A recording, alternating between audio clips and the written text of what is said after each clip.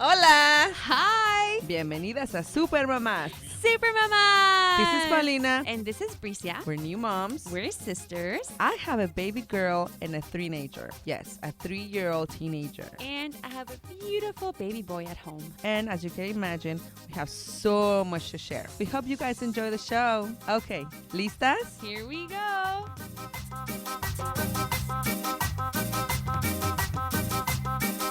Hey guys. Hi. So this week on our podcast, we finally have a RIE expert. Finally, I have a bunch of questions for her. Everyone's been writing in and saying like, Risa, what's that you're doing? What's ¿Con that? qué se come? ¿Qué es eso, RIE?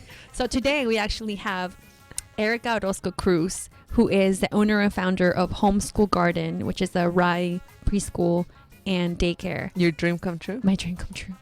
And it's a trilingual school in Toluca Lake. Oh, nice. She's awesome, and she's going to come here to answer all our questions. My question. Your questions.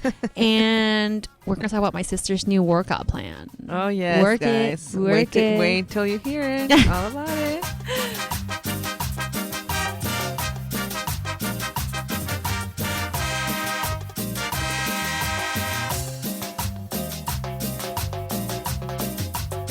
Hello.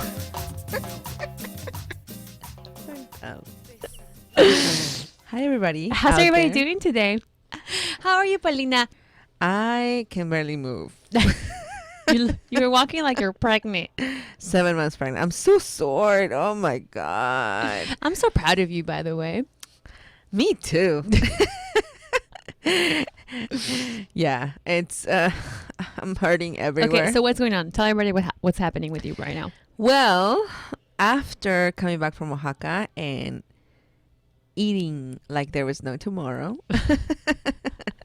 Dad was literally like feeding me like an engorda, me tenían engorda. Like literally, he would feed me like those breakfasts were like Memelas, y memelas, pan, chocolate, chicharrón, tortilla, chorizo, chicharrón pan sounds con so good chocolate. right now. I know, I want it's chicharrón. so good, but I came back and I was just not, I was just not fitting on my pants anymore. That's just the truth.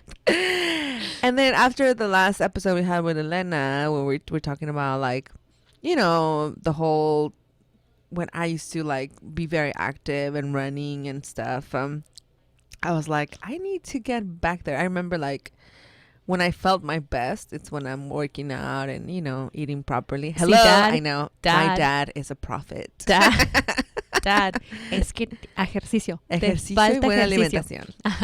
So, I was like, Dad would be so proud of you I right know. now. And I told him too that I would. So Good for you.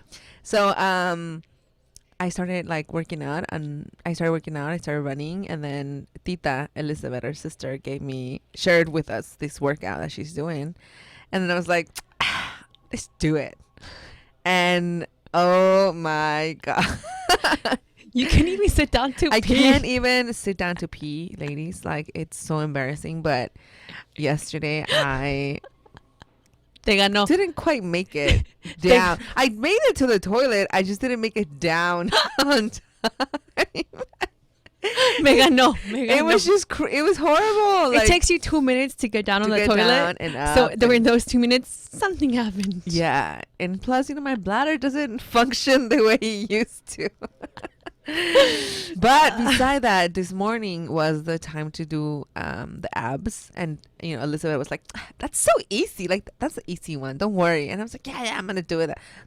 Oh my God, I am so sad to say I have 0 core strength. And I'm wondering if it's because of the birds. I don't know, because my pelvis, my stomach, there's no strength. Like, it's just. Well, also, when was the last time you worked out your core? Okay, so 11 months ago when Sabina was born. During my labor? During my labor, hello. Yes, so it was the hardest. And so I actually want to say this like on the podcast because I want to be held accountable. Good for my progress this time. We're gonna take a trip with my husband, and I want to at least look sexy for him. Sexy beast. Sexy beast. No, plus he's working out a lot. Yeah. He's like so slim. So And you're I'm like, okay, I'm I gotta like, catch I gotta up. get on it. So yeah, I'm doing that. I'm working out, and it's been good. I mean, I feel good. You know, I do it every morning, and we've worked out the schedule, him and I, and it's been good. Now that's good. I'm in pain and everything, but it's good. I feel good. Nice. And I'm really struggling with the girls after the trip with the whole sleeping situation. Yeah. And plus they're like overly attached to me because we were together 24/7, like all the time for like 10 days. Just us three. It's been horrible. Like Sabina, just literally Sabina I cannot step 2 steps away from her. She's like, yeah, mama. And now she says, mama. Oh, that like, must hurt mama, you. Mama. Oh. I'm like, don't say that, please.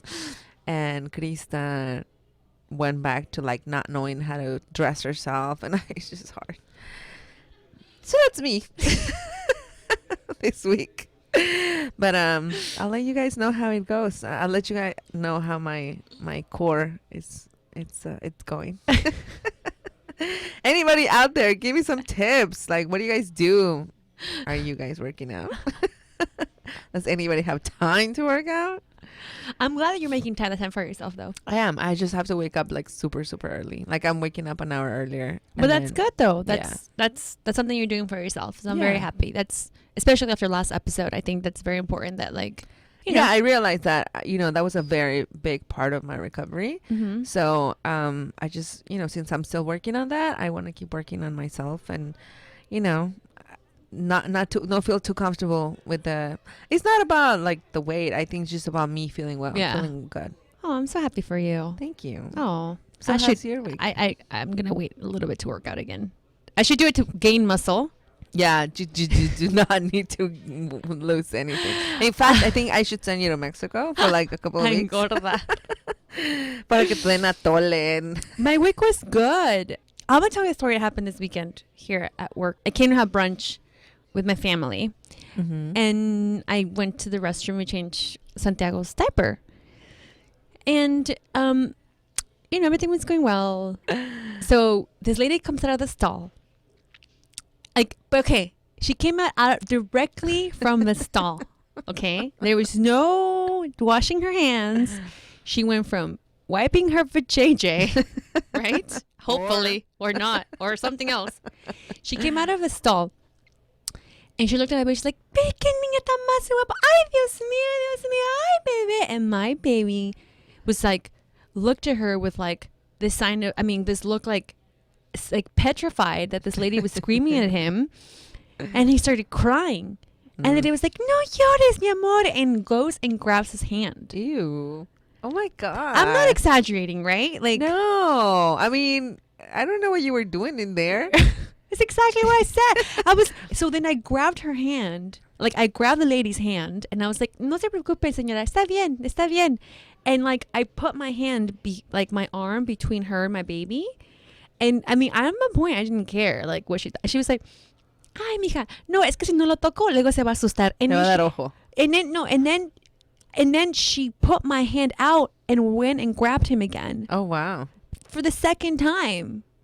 And I'm like, can you not touch my baby right now? You wash. I don't wash your hand. Like, it's okay. You can come and touch it. It's fine. But wash your hand. Wash your hand, That's dude. just common decency. That's like common courtesy. Like, yes. For real. Yes. Like, I don't know. No. I don't know if anyone's dealt with it. It's not that. about the baby. It's just about like, dude, you just came out of the stall. I don't know what, I just needed to say that in the podcast because I was just like, that happened to me. And I was like, I'm not exaggerating, right? Like, no toques a mi bebé. Like, it's fine. But yeah, for real, wash your hands. Wash your hands if you touch a baby. Just period. That's just nasty. Don't even touch me if you haven't washed your hands. You know what I mean? Yeah. Let alone the baby. I know. Was your baby like, "Are you right, lady?" But my baby was like, "Can you at least tell me you're going to touch me? Like, why are you coming at me so strong? Don't come at me without telling me what's going on, lady." Are you right approved? Are you right? Okay. Talking about that. I've talked so much about RIE, and people are like, what is rye? How do you even spell rye? ¿Qué es eso? ¿Con qué se come? How do you even spell it, right? So rye is a parenting style or R-A-I. a philosophy. It's a cult. Rye is a cult. And today we're going to have a rye expert. What? Come into the show Finally. and tell us, barely, and tell us about rye. And I found out about rye through a friend of mine. His name is Jimmy Shaw. Hi, shout out to Jimmy. He owns Loteria Grills in LA. Just give him a little shout out because he introduced me to this. And I didn't even do research, to be honest with you. I mean, I really love Jimmy, so I was like, sure. You're smart. Okay. So I went to the first rye class, and to me it was like a completely different weird experience. Because I didn't even read the manual. I didn't even research rye. I didn't know what rye was. I didn't even know how to spell it. And I went there expecting, a traditional mommy and me. Mm-hmm. Let's sit down, let's sing along, hand in hands, and have our babies and put our babies next to each other and touch them and, just use them as toys, really. And it was everything complete opposite. Yeah, right. I mean, I'm still not sure what happens in there. So, no, basically, okay, these classes, you walk in and it's all quietness, and you lay down the baby. The babies are all 3 to 5 months. You back then when I started, you place them on a mat and you just let them be. And then what happened? And then what do you do? Nothing.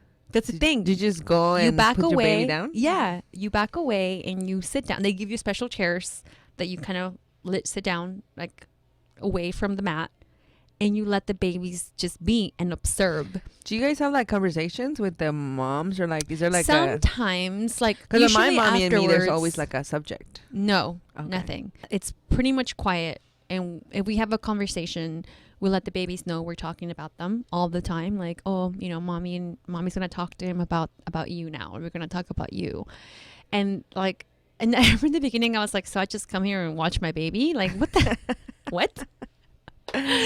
But then later I realized that's really a gift to have. I wish I had an hour and a half of an uninterrupted play. Yes. I wish I had an hour and a half of not being bothered by anything. Can you take a book and read? No, because you have to watch your baby. Oh, you see him? You observe them, and we're gonna have Erika and talk a little more about this, but observing your babies and seeing how they interact, you get to know them more. You get to know their body language. In the beginning, it's really hard because my baby wasn't used to being on the mat for such a long time, so he cried a lot. But it's so crazy. Within 3 weeks, he was just chill. He just chills on the mat for an hour and a half. And now the babies, I've been going for I think a couple months now. Yeah. And it's so crazy to see how they just play with each other. They don't need any, none of us really now even interrupt their play. All the parents are kind of back off and we let the babies be. You're just looking at them? Yeah. Can you do your nails? No. I'm just asking. Well, I have a list of questions. You have a lot of questions. But when we come back, you guys, we're going to have Erika here, and we're going to have a whole rye session with her. Rye. Okay, you guys will be right back.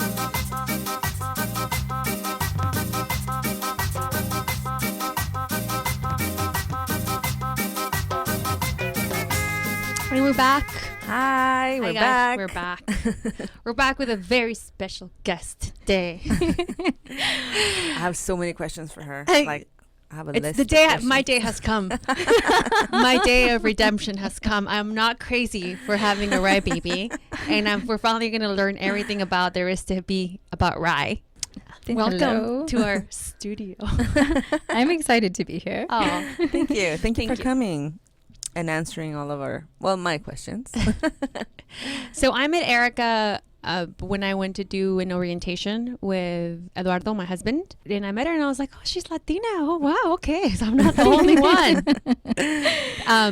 And it was just really cool to meet her. And I was like, we have to have her on our podcast so she can come and explain to us this whole, just say it from her perspective, because I'm really bad at explaining what RIE is, you know? So anyway, welcome, Erika. Thank you. I find it still difficult, and I'm 19 years into it. Wow, 19 years. 19 years. It's so different from social culture here in Los Angeles and current, and even 19 years ago. Yeah. So tell us, what is RIE? Oh, goodness. Well, RIE is an organization, and it's an acronym, RIE, Resources for Infant Educators. And the founder founded the RIE Center back in 1980 here in Los Angeles. Mm-hmm. And before that, she taught parent-infant classes and at UCLA in Pacific Oaks. And prior to that, up in Northern California also. And her background was actually, her degree was actually as a linguist, and came from Budapest, Mm-hmm. and had studied actually with a pediatrician, Emmy Pickler, back in Hungary. And Emmy Pickler had an orphanage where she had watched children and had trained her staff to let the children develop organically. Okay. On their own, so without teaching them to sit up or prop them up, and without holding their hands to walk, that they were developing naturally and in tune with their physical development. And Magda saw this and was really, it was really different than what she experienced. And she had already had 2 of her children, and had her third, who was a son, who was an infant, I believe, around the same time, and was wanting to do it differently this time. Mm-hmm. And by watching Emmy Pickler, they came over to the States. And when she got to California, at that time in the 70s, so Montessori was really big, regular Head Start, which focused, both of those philosophies really focused on 4-year-olds and up. Mm-hmm. And some a little bit on 3-year-olds. And Magda felt like she wanted to focus on the 0 to 2. So RIE focuses on the 0 to 2. Oh, okay. The philosophy is ageless. Okay. You can use it with Adults. adults and teenagers, because I have those too, and elementary. It's amazing. It really is. Yeah, that was actually one of my questions. Like, is it too late? Like, what's the age? Like, is there an age limit that I can introduce my kids to, or not just me, but anybody can introduce their kids to RIE? If I have a 4-year-old, so if I've been doing it like a traditional way, or like more like attached parenting up to this point, can I still change that? Most definitely. So RIE is a foundation, and it has the 7 principles, which I'm sure Bricia has shared with, but it's a foundation for parenting, period. Foundation for life. So the 7 principles are based on respect. Okay. One of them is basic trust. Basic trust. In the infant. So again, talked about, that they develop organically. I'm not going to have super anxiety about, oh my gosh, if I don't do this, this is going to happen. Mm-hmm. So to give you an example, my youngest son is 7 now, and he did not sit up on his own until he was about 11 and a half months. So if you look in pediatric forms or child development books, it typically says about 6 months. Yeah. And that might be true for some children, and that also would be if parents are sitting up their child, that it could be true that way too. Yes, like me. So even as a RIE professional and having, the experience and documentation, evidence that it all will happen organically, I was like 11 and a half months. My goodness, it took a while. And yet he was rolling, he was crawling, he was climbing structures. I mean, he was doing all this without sitting down. Okay. And I remember his aunt from his father's side came to his first birthday, and she said, oh, is he walking yet? And I laughed, I chuckled, and I said, oh, he's just sitting up now. He's not walking yet. And she said, oh, he's such a lazy baby. and I didn't take offense to that, because in my head I was thinking, she doesn't really know him. Yeah. Because if she knew him, even though he wasn't walking, he was super capable, climbing up climbing structures that had ladders and sliding down on his belly. You know, for me, I was like, no, he's pretty capable. Yeah. And also what my RIE facilitator tells me, it's like their brain is doing other things. So like, don't worry if your baby, like, if he's not, like, for example, crawling or walking, because his brain might be observing colors more than other things, or his brain is working in other areas that are not that. Yes. And that's okay. Yes. And we can't tell you why they're not sitting up or anything like that. Mm-hmm. But it also has showed that some children need more muscle development. So perhaps he was developing more neck and back muscles before he was able to actually sit up and hold his head and hold his back in that way. I think also, like, there's a lot of information out there as far as, like, your baby's supposed to be doing this at this age, it's supposed to be doing that at that age, and then when your baby hits that age and doesn't do it, you start like, oh, what's going on with my baby? You know, the book says this, or the doctor says this, or and I have 2 kids, and I'm looking at them, next to each other. I'm like, they're so different. Yes. They're so different with each other. But I still, like, compare them a lot. Like, oh, my other one was doing this and she's not doing this. And, it's always a comparing game with mothers. Yes. You have to have 2 children to realize how two people could be completely different. Completely different. So basic trust is one. Yes. And then infant to infant interaction. So a lot of times, if you're, spending time with your family or you're at the park, if one infant comes closer to another infant, it's not uncommon for people to scoop up, pick up one child and go, oh no, don't be touching them, or, let me pick you up and move you away. Mm-hmm. Like it's a negative thing. Yes. And so in RIE classes, we actually really encourage the infant to infant interaction. That's how they learn about each other, whether it's touching each other's cheeks or hands or curious. And what happens is, even when they cry, by that time spending together, they start to develop empathy. Mm-hmm. You'll see perhaps one infant cry and another infant crawl over to, like, what's going on, watching the infant, checking in with the parent of the infant, looking back and forth and taking in all that information. So I find I take mommy and me classes, right? And then we have, like, a group of babies. And I mean, yes, all the time we're like, gentle, don't touch, don't hurt, don't do this, don't that. And sometimes I let my baby be, but it's hard to find yourself in unless, like, you're really, like, only hanging out with RIE parents. That's gonna be me. Yeah, RIE only, please. Just kidding. I don't recommend that. No, but a lot of families do. Because, like, my daughter has an older sister, so she's rough. Mm-hmm. And she goes for the eyes, or she goes for, and I feel like she's going to hurt the other babies, and, like, the mothers are going to be upset at me. There's always all these, like, oh, I can't believe that mom at the park doesn't check on her baby. I've heard that so many times that, I don't know, that's kind of, like, hard. Well, that's the one thing I love about your podcast is you're like, there's no judgment here. There's no judgment here. And really, it's about having that in your heart, that it doesn't matter what other people think, that you're choosing to do it this way. And yeah. I mean, it's not that, but it's just like what my child is to their child. Yes. And so often when I have RIE parents that ask that question, well, what if we're at the park and this happens? So what I recommend is that the parent who feels most comfortable, setting boundaries, whether it be RIE, that they're the first ones to get involved. So you would be the first one perhaps getting involved when your daughter is approaching another child. I'm going to come closer. I'm not sure.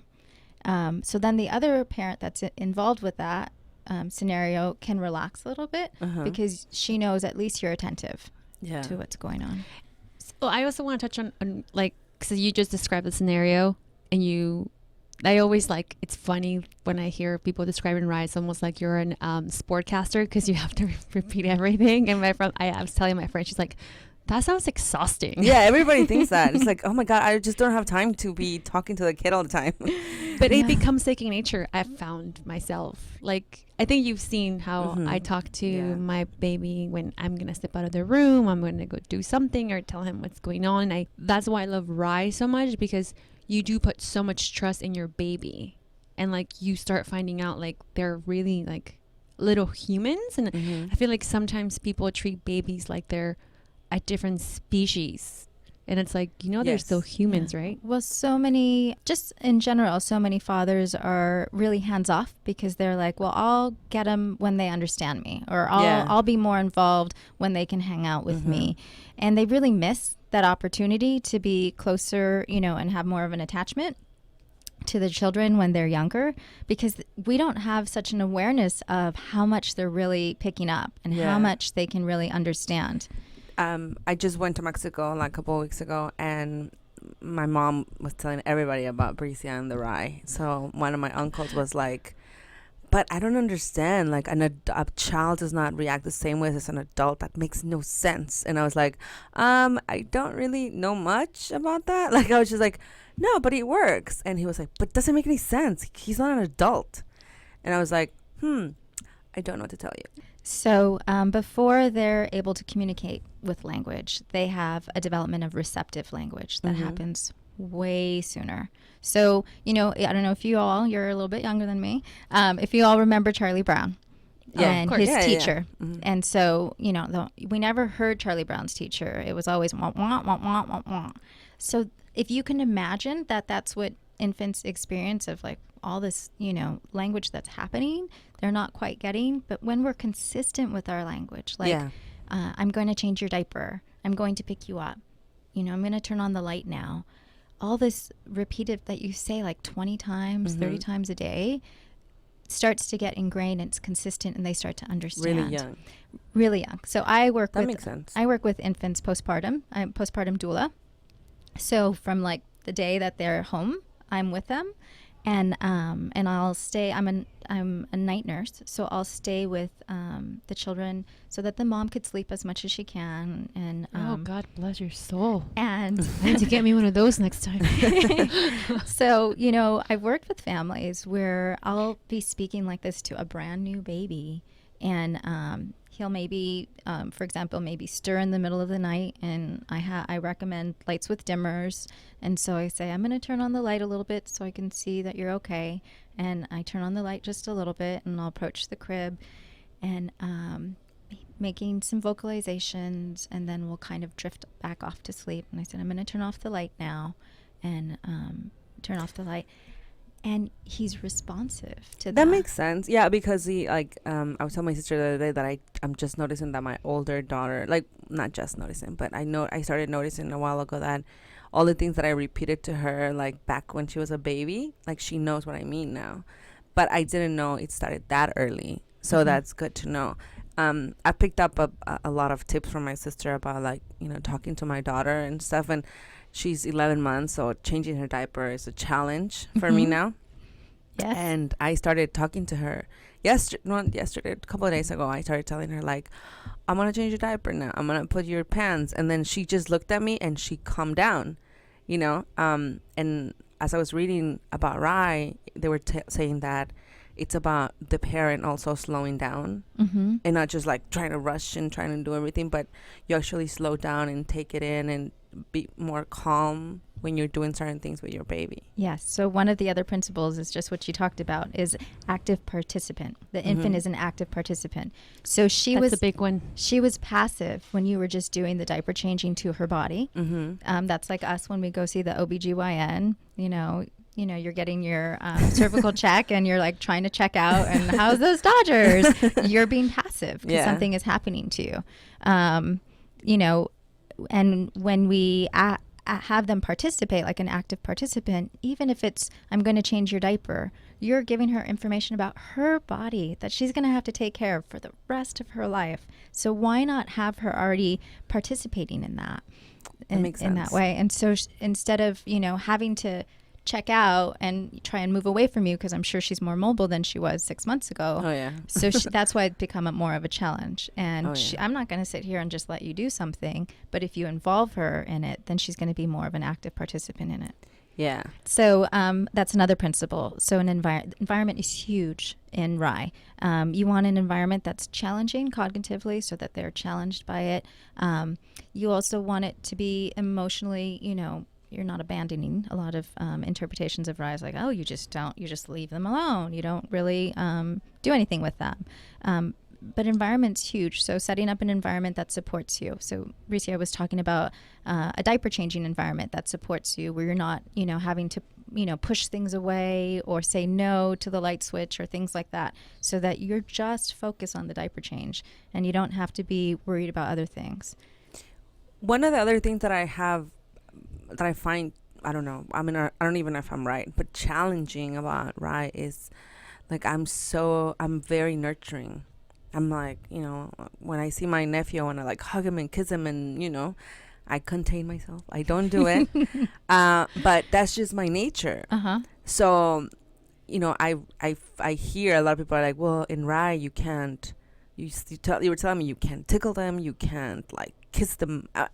Is that the case? So tickling is definitely a no. It's a pet peeve of mine, and I believe it was a pet peeve of the founder, Magda Gerber, too, because it's a reflex, because it's not something that that your body can reject if they don't like it. And, because I was tickled as a child, even as an adult, my partners have thought, oh, hilarious, that she hates tickling, but she's giggling, and I'm crying. I'm literally crying, like, please stop. Yeah. That was that's for a lot of, that's for everybody. If you can torture someone by tickling them, I think. So tickling, definitely a no. But as far as kissing and hugging, as long as you're letting them know what's going to happen before you do it. So, okay. So I can do it? I'm going to kiss you and I'm going to hug you, and you just... I seriously feel like I can't even like, and if they push you away or say no, then that's okay too. They can say no, they're setting the boundary, and you're respecting that. Oh, I hear you say no. So that's kind of confusing. Like, so is RIE more like let them be, or can I be like, how do you say it, like corporal, like touching them a lot, or no, you can't?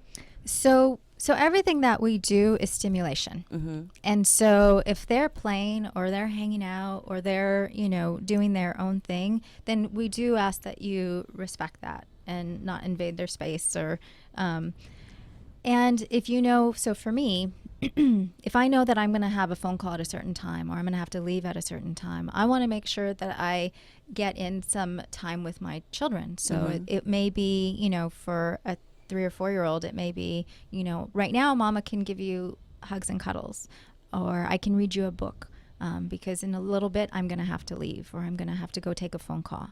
So I think as long as you're giving them information, that's it. When you want to, and I'm doing parentheses, overplay, quote unquote. Yeah, quote unquote, overplay, we ask that, RIE, I say we, that they get to be the director, the scriptwriter, the producer, the everything, and you're just an actor.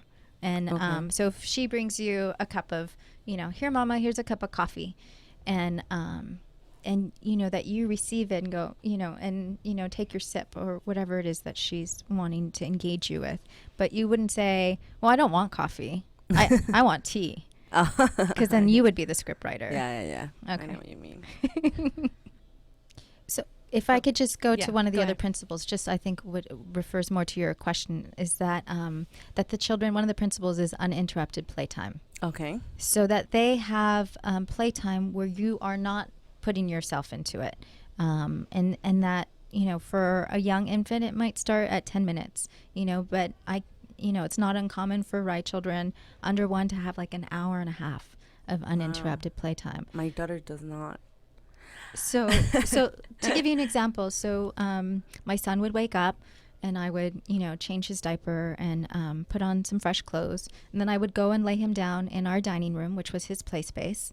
And then I would go into the kitchen and I'd empty the dishwasher and I'd, make breakfast, maybe do some more dishes, so I had some time and he was off playing. And that's another thing, like what I found with my sister telling me about RIE, like you guys don't like have toys and stuff like that, right? Because we buy like so much toys, like any I had toy. to return a bunch of stuff too. Yeah, because So we do have toys. No bouncers. She's like, all these things, like no bouncers. What about I read somewhere like no baby carriers, like so no baby wearing. So we don't recommend baby wearing, and we don't recommend bouncers. And Again, I do RIE light. Because I'm a big baby wearer. Like I wear my baby. Let's talk a about lot. toys first. Okay, let's talk about toys.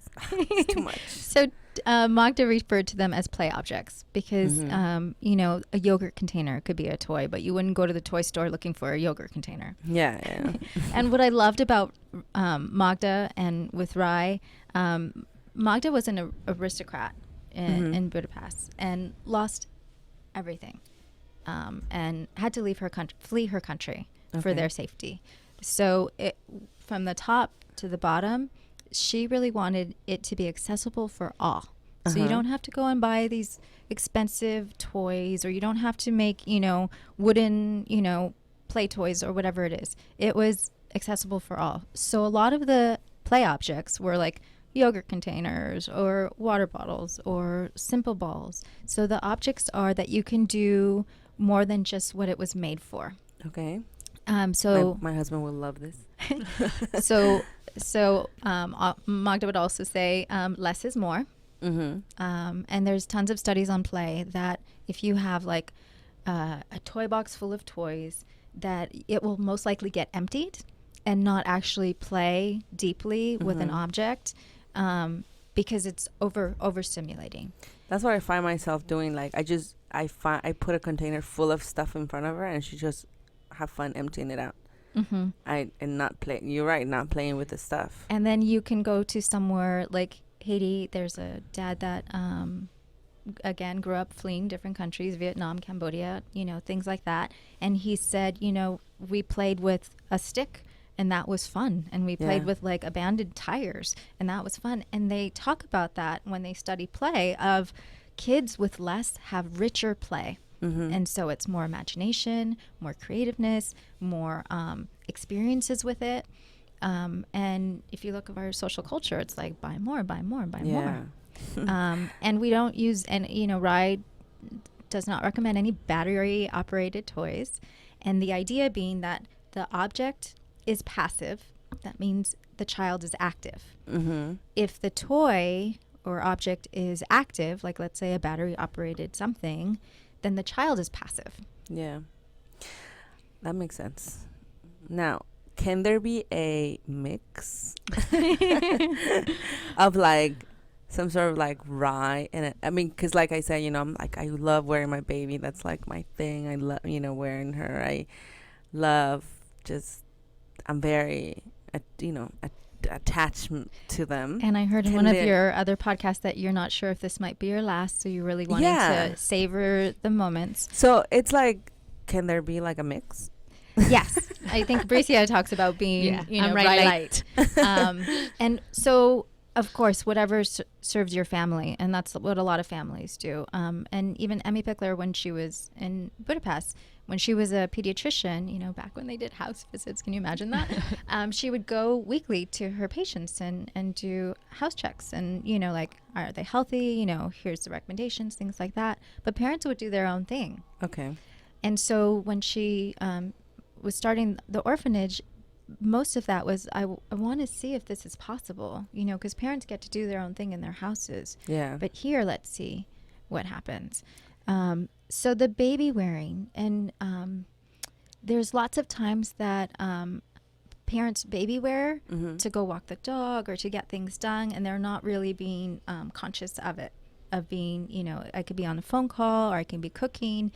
And so the children are just passive. Okay.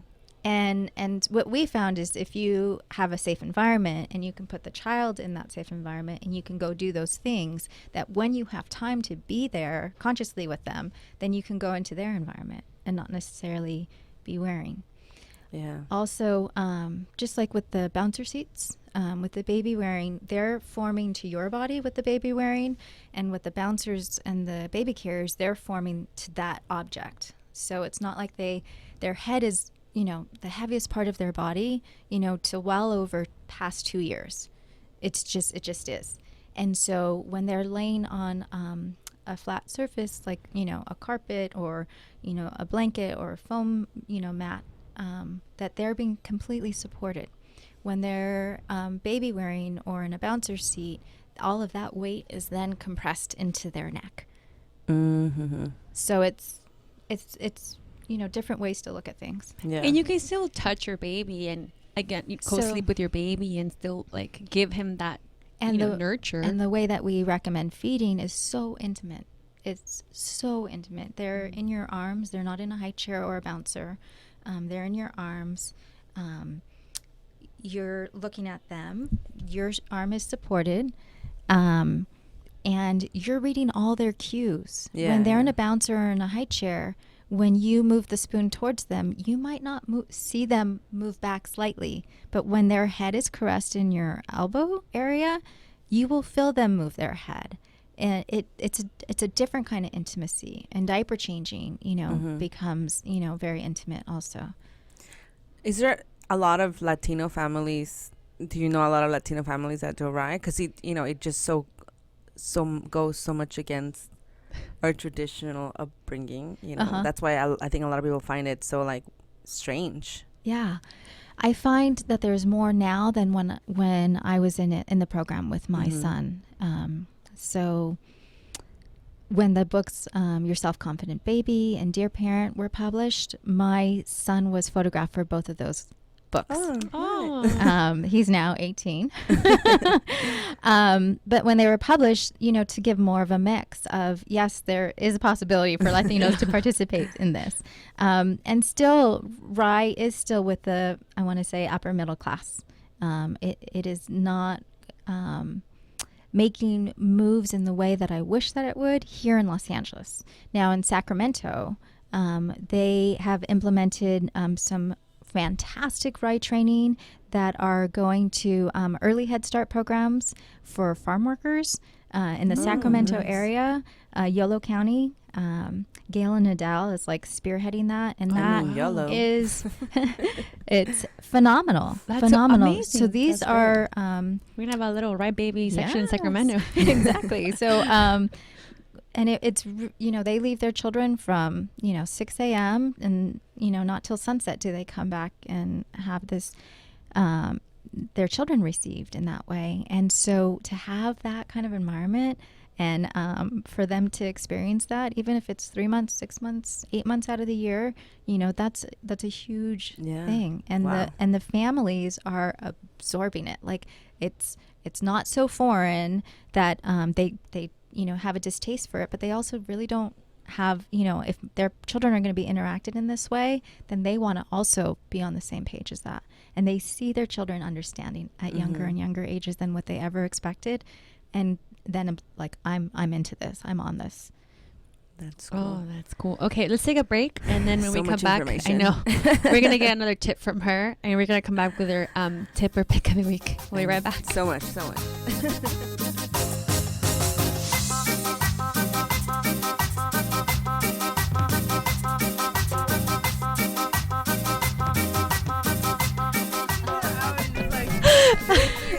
Okay, you guys, we're back, and during the break, we totally bombarded Erika. Yeah, we totally bombarded Erika with all these questions. I don't know. My sister is freaking out. Like, can I touch my nephew? I think that's the thing. Like, I've talked about RIE and this thing. People might think like, should I talk to Bricia's baby? Like my friend the other day, she was like, I'm on my way. Oh wait, I'm sorry. She was like, I'm freaking out that I'm late. I just don't want to throw off your baby off his schedule. I'm like, it's totally fine. Like, you guys, it's not okay. You don't have to walk on eggshells. Yeah, no, like, seriously. Like okay. As I was telling you, I went to Mexico and everybody over there is freaked out about Bricia taking her baby because they're not gonna be able to touch him. He can't. Am I gonna be able to? No, seriously. They're like, do I have to watch a video before? Like, they're like, so like. I put a video for my mom because she wants to be involved. So I want her to know the principals. I took her to class, and my dad told my sister like, do I have to watch a video to hold your baby too? I mean, it's like, no. She's gonna have to walk around with a portable DVD. Yeah. So yes, bringing it to my family, traditional Hispanic family, they were bananas crazy. They were like, well, what do I do? Like, do I touch him? Can I talk to him? And I'm like, of course you can. And I do, I do recommend that all RIE parents say, I'm doing something different, so that you're not putting, any judgment on anybody else. It's just, I'm doing something different. It's out there. It's, I make myself the weirdo, so that, nobody feels like I'm judging or anything like that. Mm-hmm. And what they found is, wow, Erica's baby is really responsive to when she talks to him. And I got tons of laughter and criticism. I had a cousin that was like, I'm going to lift my hand. Andrew, I'm going to wave my hand now. That's what my brother does. Oh my God. My brother's like, I'm going to move your hand, baby. I'm going to walk away, baby. I'm going to be like, whatever. So lots of pranks and, everything. But when they saw what was happening and the awareness and the participation, and when they talked to my children, who are, 7 and 15 and 18 now, there's like, wow, they can actually have a conversation, and they, they're not on their phone, and they're, engaged in communicating. Because they're not on their phone. Wow. I'm going right. It's amazing because we've talked to them from a very young age, not like, hey baby, what's up? What you doing there? It's like, oh, I see that you're holding the ball or whatever. They speak, very intelligently, and they're quite shocking to other adults, and especially their teachers, that, wow, they can really speak their mind and be clear about it. That's amazing. So I'm not too late, right? I can still do that. It's never too late. Never too late. I have 2 classes that are for children that are older than 2. We call them after RIE classes, because RIE typically focuses on the 0 to 2. But it's amazing because my friends will call me, because our kids will hang out together. They were probably, I want to say, between 9 and 12 when they were all hanging out, and the friends of my children would hear how I would speak to my children. That's too rough, if they said something too rough, or clear boundaries and talking. That I actually got a phone call more than once from a friend of mine saying I was talking to my son and he used RIE on me. He said I was speaking too rough, and that if I could say it in a different way. Oh, wow. And this was, a preteen talking to his mom. And that made my heart sing. It made my heart sing, because I can work with, as many families as I want to, and they're going to do whatever they're going to do in their home. But when their children are expecting respect and having a clear understanding of things, then they're going to absorb that and be able to set those boundaries for themselves. So I'll give you an example, because not every environment is RIE. And I don't recommend that you keep your baby in a bubble, because it's best that they experience the real world while you're still present in their life. So my son was at a kindergarten, and he was 5, and they still napped, and he was always a good napper. And they had stirred him to wake up, and then they said, go sit in the rocking chair. And it was a mixed-age kindergarten, so there was also 6-year-olds in there. And so he's sitting in the rocking chair, and the older children come and they rock the rocking chair really fast. So he gets startled because he's still half asleep and he's really upset. And later on, I go to pick him up around 3. I'm walking into the playground area, and one of the teachers says to me, oh, he had such a horrible afternoon. And I'm like, great, that's what every parent wants to hear when they're walking into the playground to pick up their child. So we go inside the classroom. We're thinking it's just him and I going to go into the cubby area, and he's telling me, oh, Mom, let me tell you about what happened. And he's telling me the story. And then there's a assistant teacher that's in the classroom who overhears our conversation, and she says to him, oh, Andrew, it wasn't that bad. And she looks at me like a little wink, and I say, thank you. And we walk out, and we're walking down the path, just him and I. And he actually stops me from walking. And so I turn to him, and him and I are eye locked, and he says, Mom, it was a big deal. And I'm like, I know. And what I got from that was that he was 5 years old. An adult had told him, it's not a big deal. Yeah. Get over it. And he was like, no, I know myself. And that was a big deal. And there's very little children that have that are so grounded that can go, that's not right. This is what's right. My heart is telling me something different. Yeah, that's something that I want to. Wow. That was great. Thank you, Erika, so much. So my sister had like the other question that you wanted to tell her, right? What are like just 3 basic things that you can start implementing with your baby? Yes. Like that could be your tip. Yeah. Let her have her own tip. Oh, fine. You can have your own tip. So the 3 things. Paulina, I have my own tip. Oh, yes. Sorry. No, it's okay. So telling your children what's going to happen before it happens.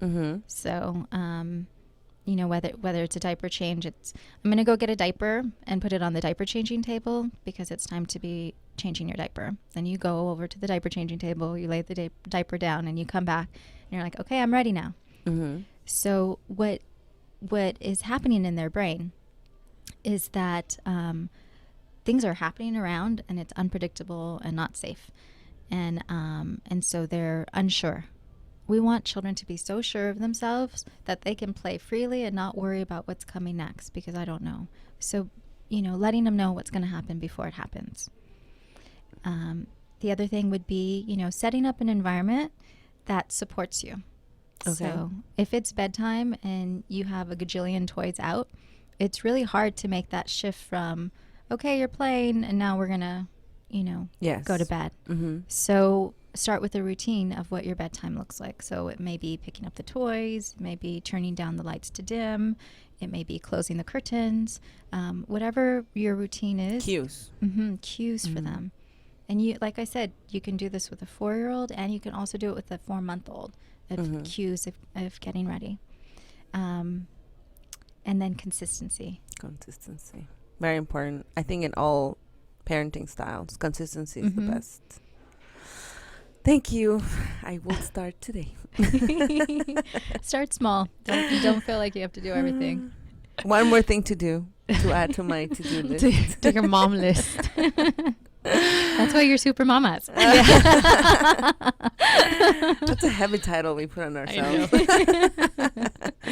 Well, thank you so much. I learned a lot. You answered a lot of my questions, and that was very, very. And we need to have you back because there's a lot more. I'm pretty sure we're gonna have a bunch of questions after this, and I'll just forward them to you. Paulina, do you have a pick? I have a pick this week. Good for you. Is it a toy? Is it a bouncer seat? No, it's anti-RIE. No, after my trip, I think one of the things that I really, really, really found helpful was my mommy hook. I think I gave you one also. Oh, I don't know if you have used it. I haven't. But it was so much help because, you know, I had the stroller, the baby, the ergo, and my 1,001 bags. And then coming back, my gift and blah, blah, blah, blah, blah. So my hook was the best because I could just put everything there and then hook it on the stroller. And I think you would use the mama hook even without your babies. Yeah, I use it all the time. I think you just need a hook it's on in yourself. my purse right now. No, but I find it super helpful. I've used it so many times, but this time I was like, oh my God, I love you, hook. I'm gonna give you my pick. That's how much I love you, hook. I love you. I love you, hook. So that's my pick of the week. What's your pick? I won't do a pick this week. I'll do a tip. I'll do a right pick. What? A right tip. Okay. So I have a couple tips for moms. I think I always tell them when they ask me about RIE. I'm like, well, I think one of the things that I've really implemented and I like is always thanking your baby and saying please all the time. Thanking and saying please. Okay. Always saying like please and thank you all the time because they hear that word so much that it'll just become part of the vocabulary. So when I finish changing his diaper, I say, okay, thank you for letting me change your diaper, or thank you for being such a good boy today, or thank you for playing, or thank you, or please. And as they get older, they just say no thank you or yes please, and that just becomes part of the vocabulary. So, Gracias y por favor. yeah, I do that. My husband says thank you. I say gracias and por favor. I don't know how that's gonna work. Which one he picks up first. And another one is always when you speak to your baby or your 3-year-old, 4-year-old, is always go to their eyesight, like to the eye level, eye level. And even when my baby's playing in his mat and I walk out of the room, I go down to his eye level and I say, okay, I'm gonna go and grab something from the kitchen. I'll be right back, and I'll leave. But I always tell him what's going on, but not just tell him, but always look him, go to the level. So those are my 2 tips. That's a good workout too. Yes. Erika. Now we're gonna allow you to do either, whatever. You can do both. I think I want to do a tip. Okay. And it falls along with discipline, which we didn't really get into. That's a whole another from our culture. We need 2 hours on discipline. Yes, definitely. We did that ASAP, actually. Yes. Now that I think about it. So with RIE, consistency actually takes a lot of that. Their discipline is the consistency. And of course, we have to be consistent. So it's self-discipline for us. But when you're thinking about discipline, that you may be looking at a 1-year-old, but I really want you to look as if you're looking at a 10-year-old. Only because whatever you set up now in the first 3 years, 4 years, no pressure, is really what you're setting up for them at an older age. This is coming from someone who has a 19-year-old RIE kid, okay? Everybody listen up. So if you don't expect them to pick up their toys now, don't expect it when they're 6. Mm-hmm. If you don't expect them to pick up their plate and take it to the sink, at a young age, don't expect them to do it later. Yeah, you're right. Children are just naturally self-centered, and they can stay there unless we start offering them opportunities. That's a great tip. That's a great tip. Yeah, I'm trying to teach my daughter good house chore duties. I guess. And that's why I bring Santiago to work. I know. I bring my kids to work so he too. knows.